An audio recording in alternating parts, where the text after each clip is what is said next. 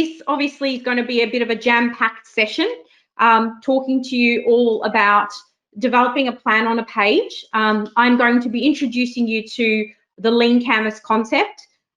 It's an opportunity to get a good overview of what that actually is, and I'll actually deep dive into the Lean Canvas and help you to not only think about how you could use it if you were in a business already and developing a new product, or maybe you're a manager developing a new product for a team of customers and you haven't really had that sort of agile flavor in your organization before. Perhaps you're like myself, an entrepreneur who is looking at improving their business or setting up a business from scratch.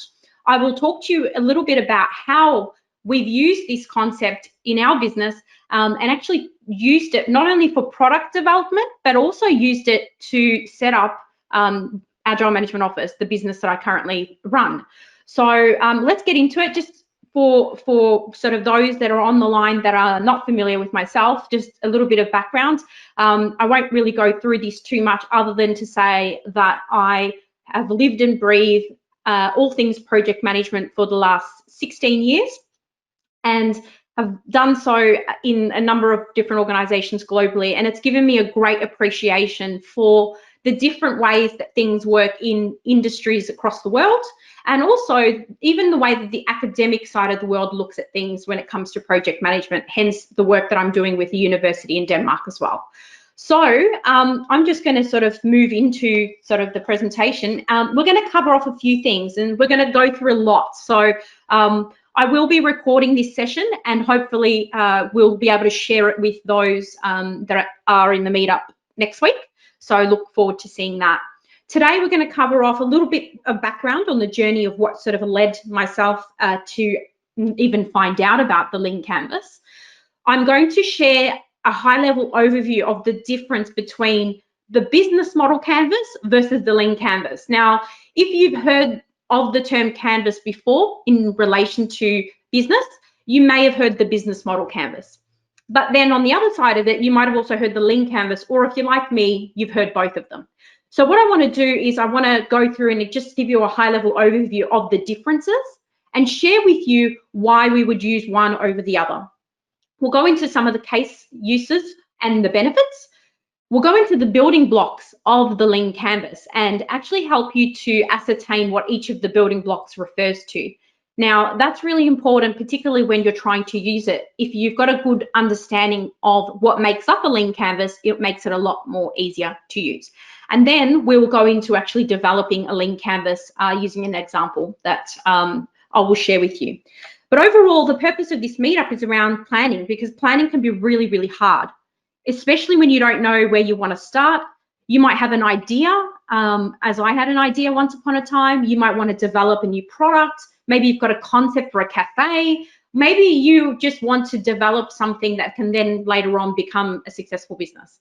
Now, often when we are planning and going through the sort of process of defining our plans for our businesses or products, particularly when it comes to business plans, you get asked to do 15, 20, 30-page documents. Now, if you've ever gone to the bank for a business loan, you will be familiar with that. And even sometimes I've seen business mentors request that entrepreneurs who are already trying to manage a million things at once do a 15, 20-page business plan. Now, we don't have time for that in this fast sort of moving agile world. We need to find a reliable approach to planning. And the Lean Canvas that I'm going to talk you through is really that tool. Now, I will talk to you about sort of where it originated from as well, just to give you an idea. It is something that was developed by a couple of people, and I'll go through that as well.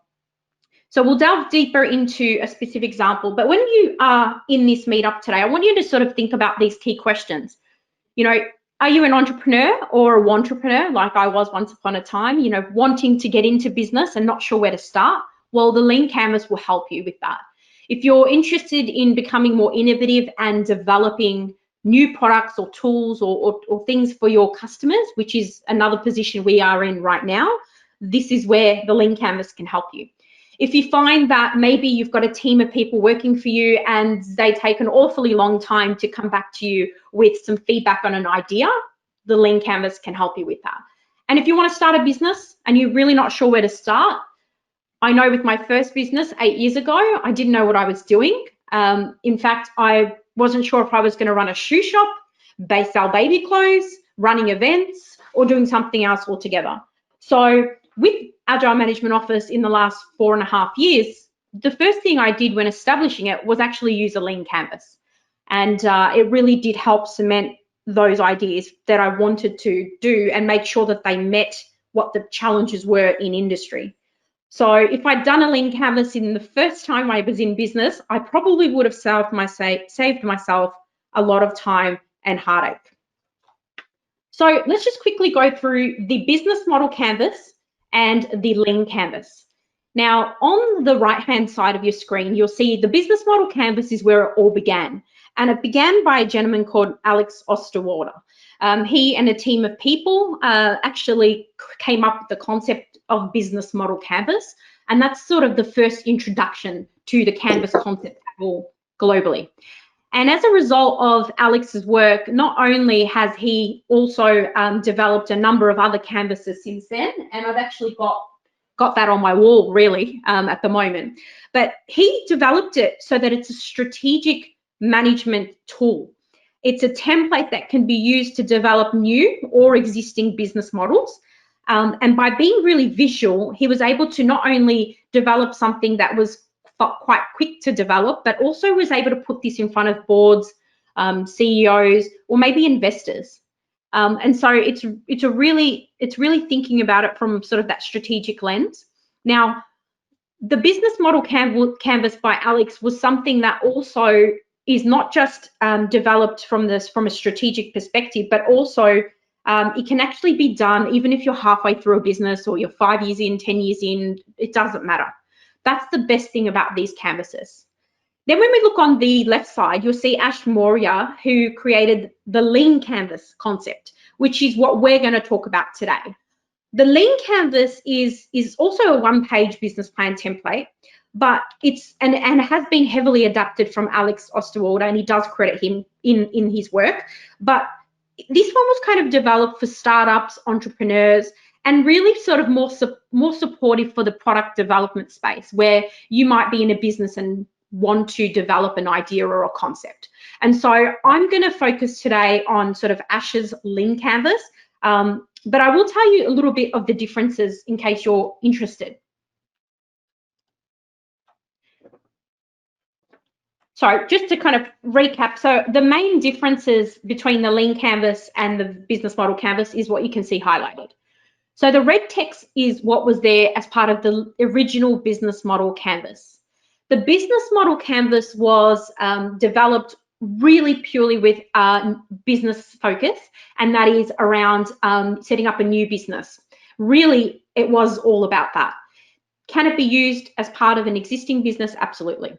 When the lean canvas kind of concept came into it, Ash did some of his own sort of due diligence and reviews, and he felt that when looking at it from an entrepreneurial lens, where a lot of businesses start, that he wanted to make sure that anyone looking from the outside in would understand what exactly the business does in a way that was much clearer, hence him including the problem, the solution, the unfair advantage, and key metrics.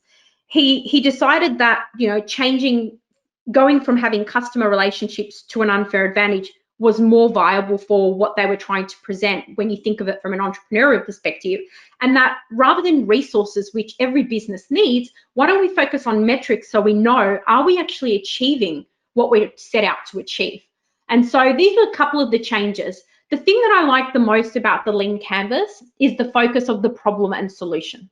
Now, if you've ever set up a business or, you know, defining a new product for a customer base or a customer segment rather, you would always really should start with thinking about, you know, what are the problems that we're trying to address? Most businesses are set up to address a problem or to do something that exists in market but better. And so I really feel like the lean canvas would be closer aligned to not only what we've used it for, but also what might be relevant to share today. Now, I just wanted to point out that as part of the conversation today, we will have a chance for questions. But if you want to ask any questions throughout, please put them in the chat box, and if I can answer them, I will. And if it's part of something I'm going to go through later in the presentation, I'll just wait till that point.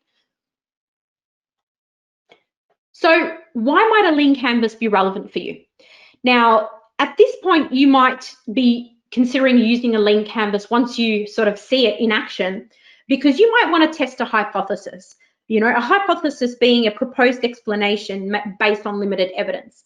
This is where, for example, we sort of identified a stream of our business where we wanted to go, but we wanted to test based on the very limited knowledge and evidence we had, whether or not it would be worth progressing any further.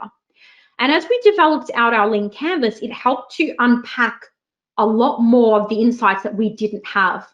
And one of the things that's really helpful with the lean canvas is not doing it alone. Now, Ash likes to say that the lean canvas process takes 20 minutes compared to maybe 20 days for a business plan. I would probably say that 20 minutes is you know, very, very light first touch. You might actually take you a little bit longer, but you can definitely start putting that plan on a page using 20 minutes.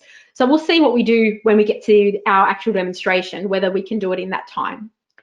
Another reason why you might want to develop a lean canvas is you might be, at the moment, as we are, adapting to external changes with the COVID situation. Or maybe your business is scaling and you are looking to grow different streams of your business, or maybe break up existing streams into different paths. Perhaps you are looking at doing some research and development. We used a lean canvas last year as part of an engagement with the university because we wanted to test an idea and see whether that idea was viable to become its own business. And we used that lean canvas to actually plan out our idea and then shared it with a bunch of students in the university in Denmark, and then asked them to go ahead and do some further analysis on the concept. And it actually was really well received. We were able to get quite a lot of progression as a result of that idea. And at this stage, using that sort of information and the lean canvas we started with, we've actually been able to take that sort of concept to another level as well. And then overall, one of the other things that I really like the lean canvas for is also to map out all of the different things that we're working on from a strategic perspective. And this is where portfolio management comes into it. And I will give you an example of that later in this session as well. So I've probably shared some of the benefits already. You know, the lean canvas, not only is it fast, but it's really concise. It's like when you sort of make a post on Facebook or LinkedIn and you've got an abundance of characters. When you post on Twitter, you're limited significantly and you actually find yourself having to recut what you're trying to say and make it more succinct. So if you think of like the lean canvas as sort of the Twitter of social media, that would be a really good way to kind of articulate and understand how it's trying to help you define what you're trying to do better. It can also help you simplify the product development space. And I'll give you an example of that. When defining a new product, there's a lot of things that you could do when introducing a new product into market. And the lean canvas helps you focus on what are the sort of maybe 2 or 3 key areas of challenge that may exist for your customers, and focus on developing a lean canvas with those in mind, rather than trying to boil the ocean and develop out an entire sort of plan of attack, only to find that you didn't test the theories and the concepts with your customers, or test that hypothesis, or do any of the research necessary when actually going through that path and defining that idea. And that's what happened to me when I first set up a business 8 years ago and didn't know what I was doing. It's a really good tool for obtaining investment. So I was able to put our lean canvas together and put it in front of my business mentor, and receive some really tangible feedback that I was then able to use. Whereas if I'd asked him to read 20 or 30 page business document, I guarantee you he would not have read it all, probably would have skimmed through it. It also introduces you to concepts of Agile and Agile behaviors, because lean canvas is you know, heavily around that sort of Agile space. And also the best thing about it is because it's one page and it's concise, it'll enable you to actually modify it as you move forward in your business. It's not a set and forget. I've got a business plan that is 20+ pages long. I barely look at it, whereas I look at the lean canvas a lot more frequently. So if you think about having a lean canvas and you might have one per product or per business stream, you can start seeing how the portfolio conversation is happening. And I'll explain a little bit more about that in a moment. So I want to talk to you about the lean canvas building blocks. Now, this is what makes up the lean canvas. And you can see that there are some key building blocks that are the same for any lean canvas that we use. You may have seen this before. You possibly may have seen a modification of this. As I mentioned earlier, this one's the lean canvas, not the business model canvas that we won't go through today. Now, there is often a debate as to which order do you fill this out in.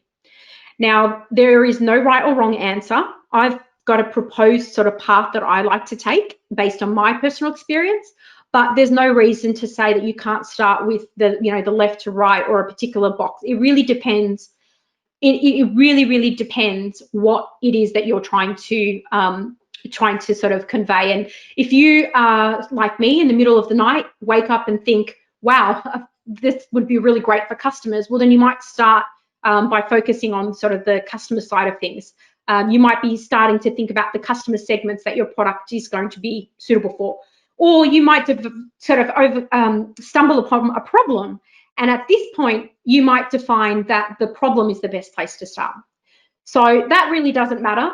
It's up to you where you like to start. But you may look at in different ways, even when you might use this multiple times. So let's get into the first building block. Problem. Okay, so I started with problem in this instance. Now, at this point, it's really about identifying sort of the top 3 problems. Now, at this stage, when you think about the problem, people might say, look, 3 problems is not enough. There might be a lot more that you want to add. But by being succinct, it really can help you to identify what is the problem and focus on brainstorming that with your team or with your business partner, or even if you take the time out and do it yourself. This is a sort of a key part that really helps you to think about what is it that you want to solve. Now, we can't address everything as a small business or as an entrepreneur upfront. So maybe we focus on a maximum of 3 to start with. Those 3 problems will actually help you to identify where you go next in terms of figuring out the sort of solutions. But this problem sort of section is around defining, whether it be short-term or long-term, what it is that you want to address. What is it that you want to resolve, even if it's a product or if it's a business. And so this is where you would define that. And this one's pretty self-explanatory because I think we all understand problems. It's just about how you refine that down to be as succinct as possible. Now, when we focus on the next space, I've kind of gone to customer segments. Now, you really need to understand who your customers are. You need to understand what they need and what their problems are. And if you don't know that, this is where the little bit of research comes into it. Now, for some of us, you might be fortunate enough that you already work in the industry that relates to what your product idea is or the problem you think you want to solve.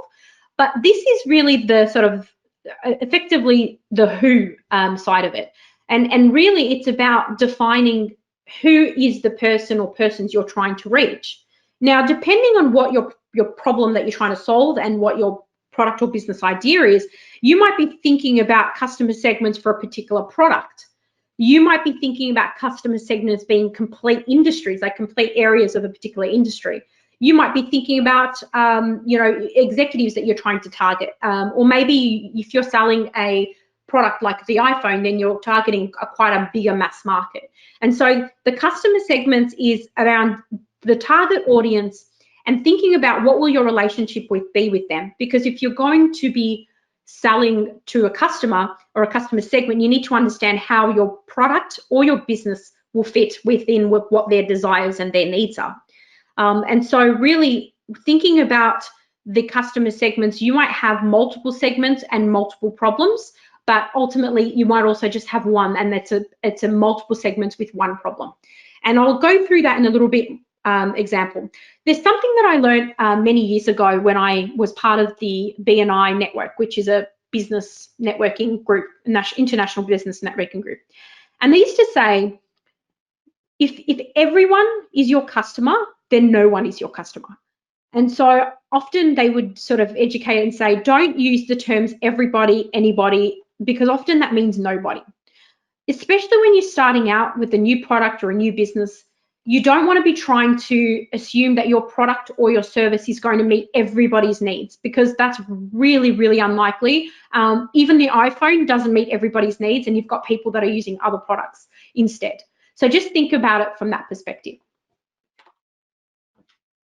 Then we go into solution. So this box specifically replaces key activities in the business model canvas, because really thinking about solution, even if it is sort of kind of the initial ideas that you and your team might come up with, this is where you've defined the problems or you've outlined what they are. This is where you try to outline possible solutions that you could use to solve those problems. It might be a new product line, it might be a new service stream, it might be improvements to existing products if something's not working or you've received feedback from customers.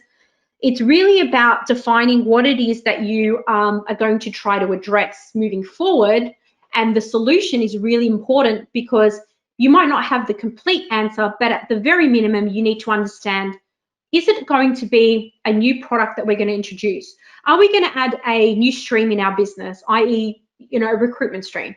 Are we going to add additional functionality to an existing product that we sell?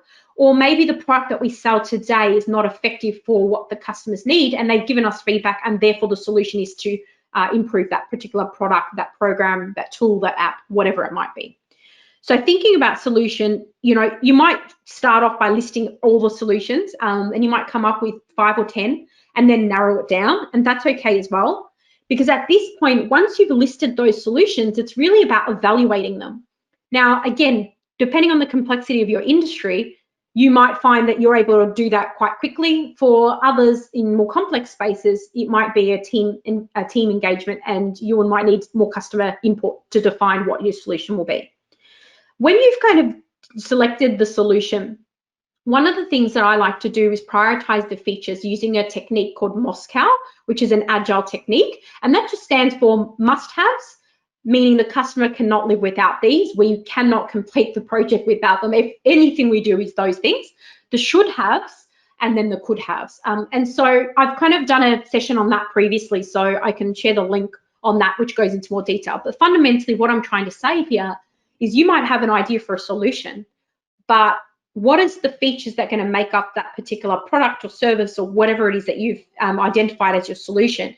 Prioritizing that with your customer or customers as part of your research might be a really good start, because that way you're not trying to boil the ocean and do too many things at once. Unique value proposition is the next one. Now, this is where you're kind of looking at how do you turn your unaware visitors into interested prospects. That's fundamentally what the unique value proposition is about. It's really about what is it that you're proposing to offer to your customers, and what is the value that this offering will provide your customers. Think about what are the things that make what you're going to be selling different to what other people might be doing. Now, I keep using recruitment business because that's a stream sort of that we're going into in our business. And one of the things we needed to really think about is, if we're going to go down that path as an additional stream of our business, what is it that's going to make us different or stand out? Because there's plenty of recruiters out there. And so with your business concept, thinking about the unique value proposition, it's about what is it that you're going to do? What is it that you have? What is it that you're going to sort of develop that's going to make it really different? Are you going to compete on price, or are you going to make something more convenient and accessible? For example, Uber. Uber is far more convenient and accessible than sort of maybe the taxi industry has been in over the years. So there is where they've come in with their unique value proposition. Unfair advantage. So this is where in sort of Ash's Lean Canvas, he replaces the customer relationship section, because at the beginning of sort of a business, you might be more thinking about what is it that we're trying to address and out from a competitive perspective, as opposed to who are the relationships we need, what sort of relationships do we need in business, which is sort of a bit premature. Unfair advantage is, again, this sort of sounds very similar to the unique value proposition. The main difference between the two is The unique value proposition is sort of like a single compelling statement, which you could basically summarize your business or your product in, a couple of sentences at most. Whereas the unfair advantage is actually about breaking down what are the things that you have that nobody else has, or that nobody has the same of. So for example, in our business, we've got a proprietary methodology that we use for our customers. Now, other people will have methods, but they don't have our method. So our method is unique to us, which means it's something that is hard to copy.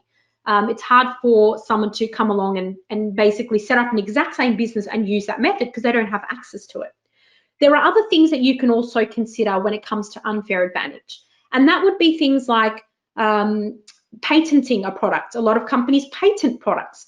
It might be that you are a veteran in a particular industry, and after 20 years in the industry, you're seen as a thought leader and an expert. And so your knowledge and your experience and your reputation is the credibility that makes you, not a copyable. Then say maybe someone starting out in business who doesn't have the credibility behind them yet.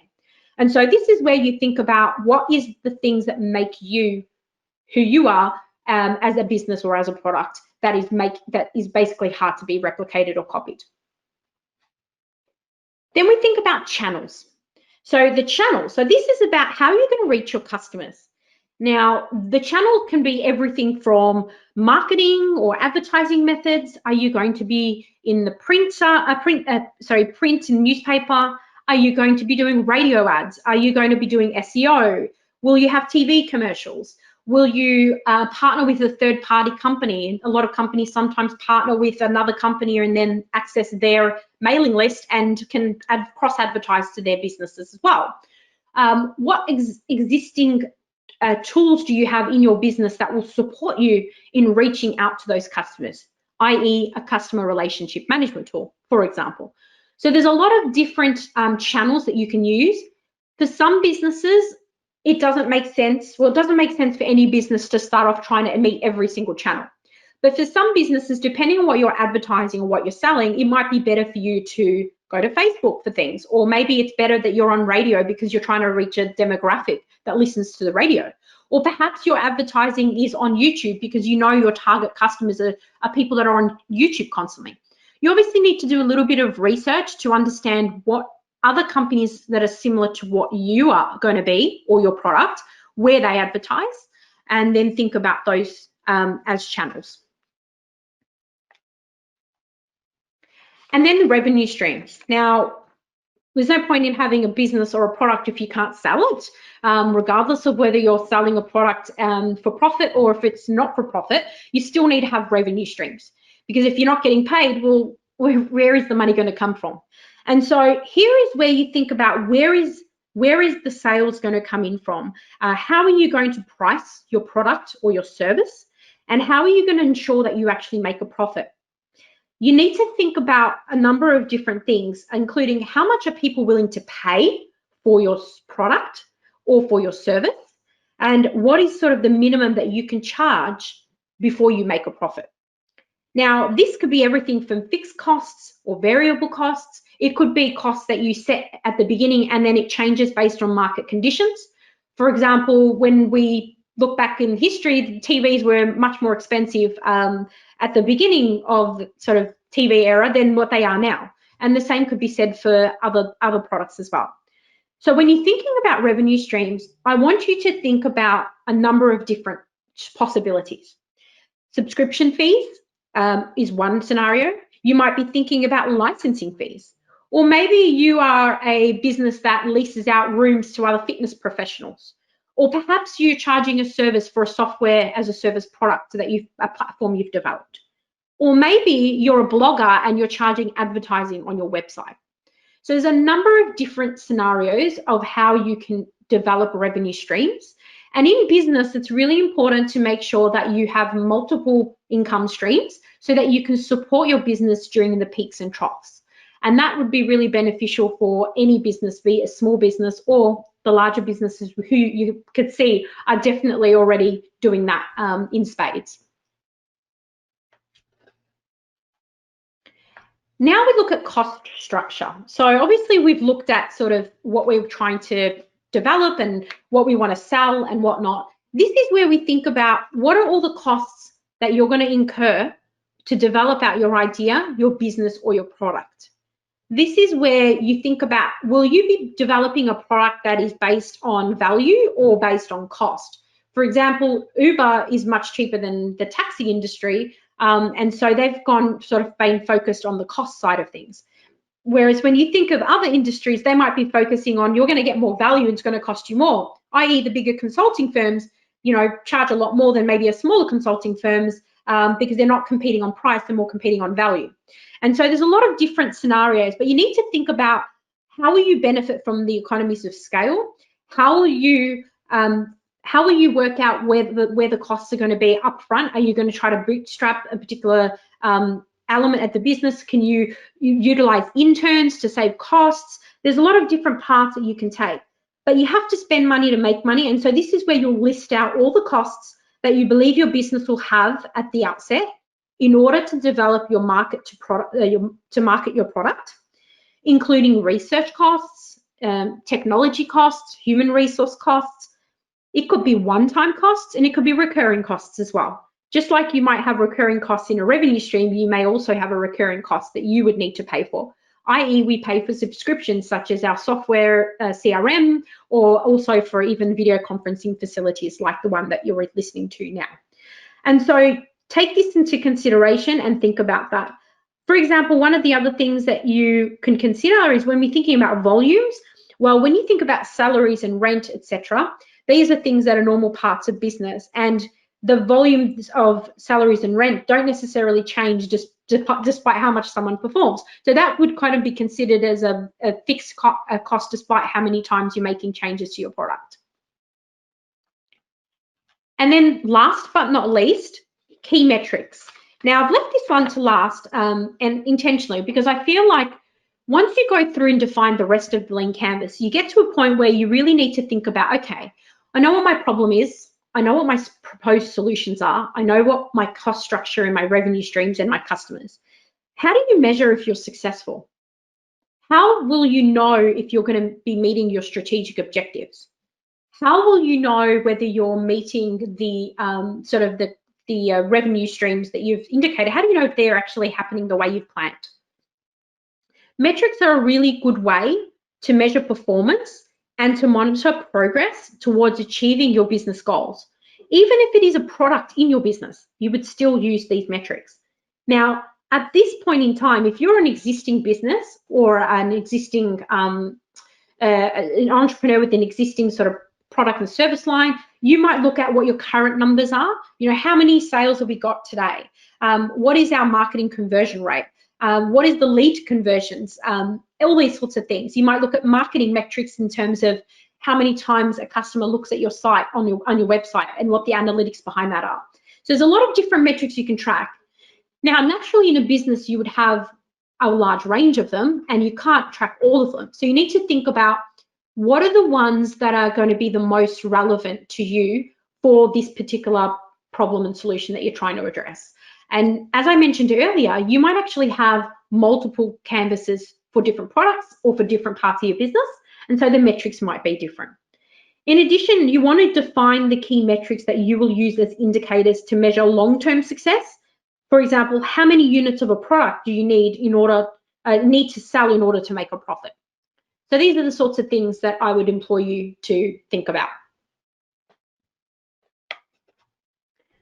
So now we're at the part where thinking about actually delving into a real example and sort of breaking down the sort of aspects of the actual Lean Canvas, using what we've just learnt to put together an example. And I figured I'd probably use an example that might be one I've mentioned a few times, and that is the recruitment side of it. But before I do that, I'd like to know if anyone has any questions. I haven't seen any come through that I haven't addressed, but is there any questions at this stage based on the building blocks or on anything that I've mentioned so far? Feel free to add to the chat box and I will be happy to answer them. So whilst I wait to see if anyone types in some questions, what I thought we could do is at this stage, because we're going to actually live edit this Lean Canvas, I thought it would be a good opportunity for you to share your input as we build it out. So I'm going to just kind of go to a smaller screen so that we can actually work on this together. And I'm just going to minimize this. Now, obviously, when we're thinking about products and solutions and whatnot, as I mentioned, you can start pretty much from anywhere. And ideally, I'm going to probably focus on maybe a really relevant example and something that I think everybody would be familiar with. Let's start by thinking about the problem, the lean canvas in the purpose of identifying something that will help us to build out a possible scenario for a recruitment business. And the reason I want to do that is because it's something we've currently been doing recently, and it's a really simple example, and it's a good opportunity for us to develop out together. So I'm going to probably start with problem and sort of pick a couple of problems. If anyone wants to share, I would be really welcoming and happy if you want to help me suggest some problems that you see or experience when it comes to recruitment industry. I'm obviously going to call out a couple. I'm going to start with one, and I'm going to suggest that poor candidate experience is something. Being a candidate myself over the years is definitely something that I personally have faced in some instances with some recruiters, not all. What's another sort of one or two problems? Does anyone want to make a suggestion? Okay, so poor alignment of candidates to roles. Thank you, Karen. And what about one more that we can think about? Okay, thank you, Costa. So economic downturn. Yep. So obviously in terms of like COVID or just external factors. All right. Anyone want to add one more? I know I've said three, but we haven't agreed they're the best three. So there might be one more that might push one of the earlier ones out. All right. Well, with preferred vendors, okay. Companies with preferred vendors over a period of time, or lead time for recruiting. Lead time. I like that one. Let's do that.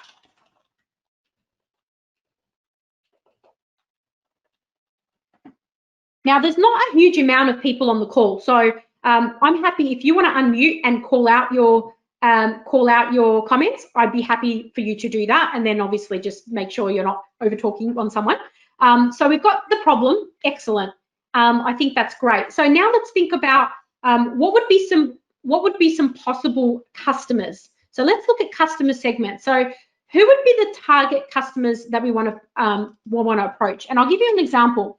This could be, if you're setting up a recruitment business, you may think, I want to target the not-for-profit sector, or I want to target the finance banking sector, or whatever it is that you think that you would want to describe. So in this situation, one of the ones that we used is all previous customers. So existing customers in our organization that we're using for other areas, this is where we decided to actually go through and develop that out. So what would be some other customer segments that you think that we would use when it comes to a particular customer segment for a recruitment business? We can pick any, we can make it up. We can think it could be, we want to target maybe executives of large business in banking, because maybe we've spent a lot of time in banking. So that would be one example. Or maybe another area might be previous contacts that have moved to other organizations. Okay. Now, remember when I said we don't want to boil the ocean? So we might want to start with that, and that might give us a really good sort of customer base to start with. And I can see that there's another comment, those that reflect your skill matrix. Absolutely. So in your business, you might have certain capabilities that you are focused on, and it may make sense to deal with customers in segments that relate to that skill matrix. So that's a really good one. Thank you, Jeff. Perfect. All right.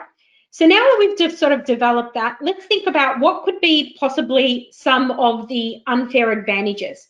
Now, remember, I know this is an imaginary business, but what would be some of the things that you think that you have? So I'm going to start off by saying existing relationships.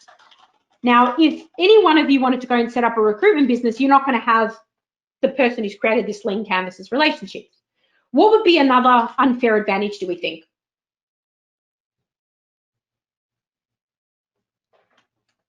How about credibility in the industry? So maybe you've authored some books and therefore you know everything there is to know about a particular industry and seen and reflected as that. Maybe another idea would be to think about particular, I've just seen one come through, practical application of Agile practices, not just, done the course, okay? So practical experience, for example, Agile might be, it's quite a flavor of the month at the moment, yep.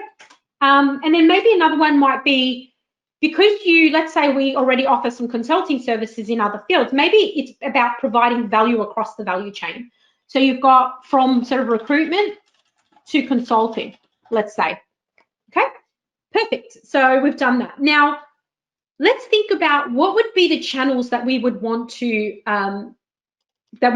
use. Now, obviously, big one when it comes to recruitment is LinkedIn. So LinkedIn and LinkedIn Jobs.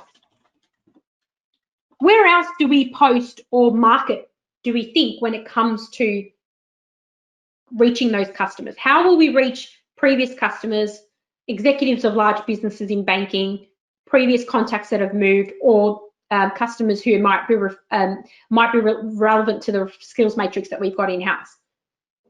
Existing marketing funnel, perfect.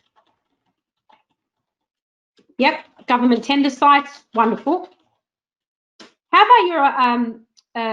about your sort of, for example, your CRM and your mail, your actual like mailing list? Yep. Alumni, perfect. Excellent. There we go. Now, obviously, you can add a lot more, and we've got limited space right now because I'm using giant text. But perfect. That's fantastic. Okay. Now, let's think about. We listed out the problem, and we've listed out the other couple of things. What about when it comes to existing alternatives? Now, if I was an end user customer, I would probably think, well, why would I use, let's just say, the banana recruitment company? What are some alternatives that exist today that they could use? Now, I think these ones are quite relevant. There's obviously existing recruiters. That's a sort of a big blanket term. What about platforms like Expert 360, where they actually do sort of direct to client recruitment? What other existing alternatives are there that a customer could go to that's not us?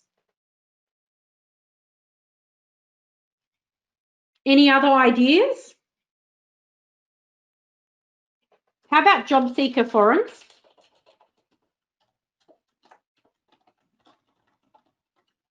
And how about consultancies? People might just go to a consultancy and get their people. Seek, yep. So Seek / platforms, other platforms, yep, absolutely. Absolutely. Wonderful. Excellent.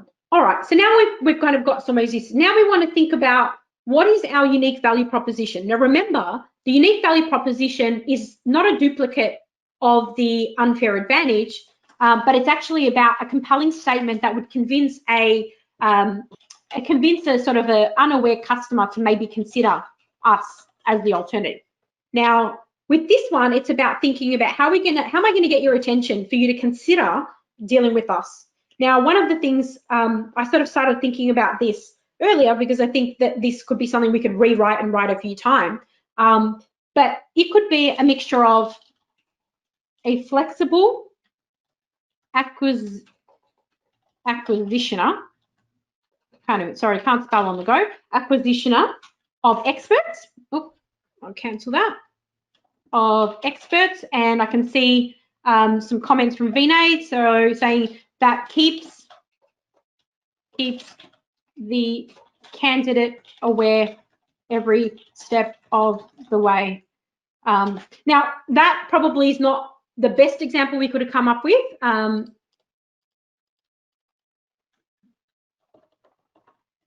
Not the best example on the spot, but you kind of get what I'm saying.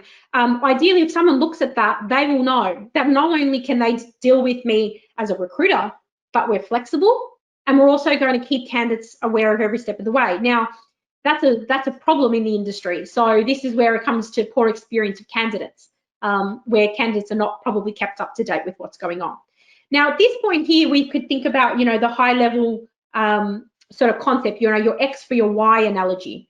So with this sort of scenario, one of the easiest ones to think about is maybe it's the Uber of recruitment.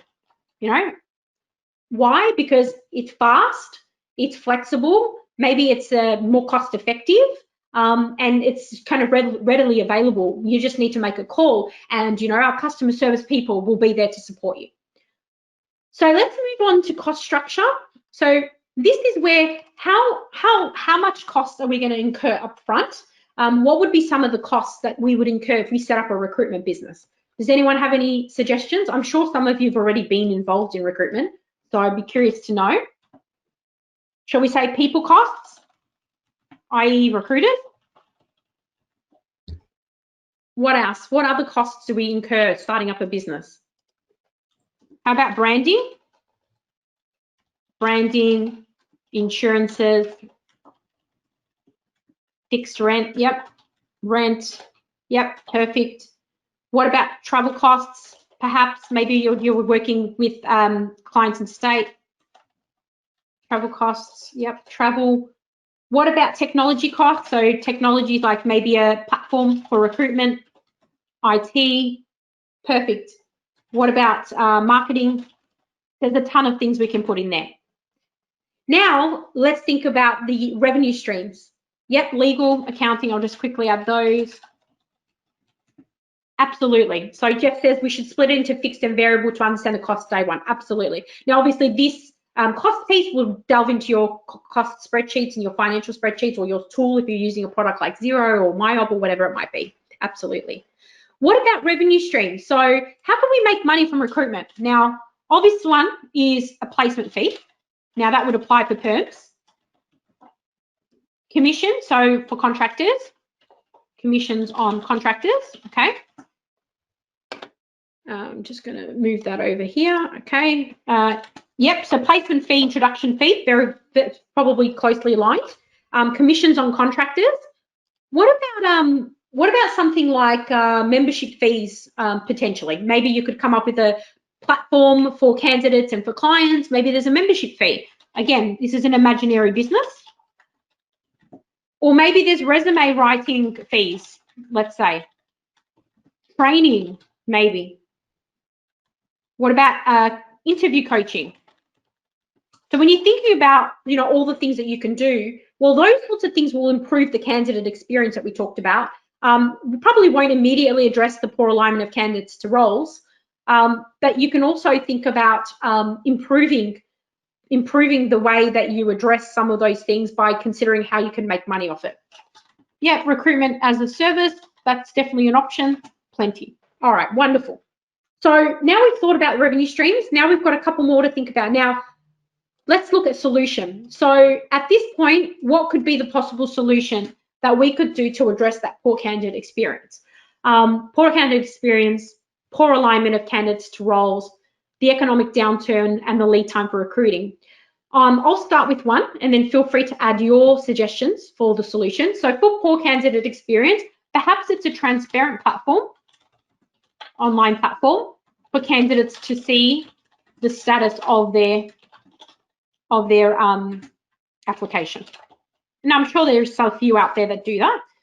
What would be another one? What's another way we can address the economic downturn? Maybe it's, for example, providing short-term, hourly/daily resources. For example, Expert 360 at the moment provides resources as little as a day if you need them. You don't have to have resources available to you that long. So, you can sort of develop. Now, obviously, the solution needs to match the problem, and you can change either one multiple times over until you get to a point where you're happy. Conscious of time, I'm just going to move into key metrics. So thinking about key metrics, what would be some of the metrics that you would define to look at? Now, obviously, dependent on the business model and the solution, but one of them that's already come in, fantastic, Vinay. So time to fill vacancy from X to Y, perfect. Because if it takes you, and I'm actually recruiting a role at the moment for a client, and the cost, so the ad costs on LinkedIn go up every day for the life of the position. It's in the hundreds of dollars now. So the ad cost would be what's the cost of the ad compared to maybe the placement fee. If you're placing someone and the placement fee is not that great, and you've spent hundreds or $1,000 in advertising, and it has happened, then obviously you're going to be losing money. What would be another, maybe one or two more metrics? So what about lead conversion? So converting a request from a client to a placement. And what about extension of contractors?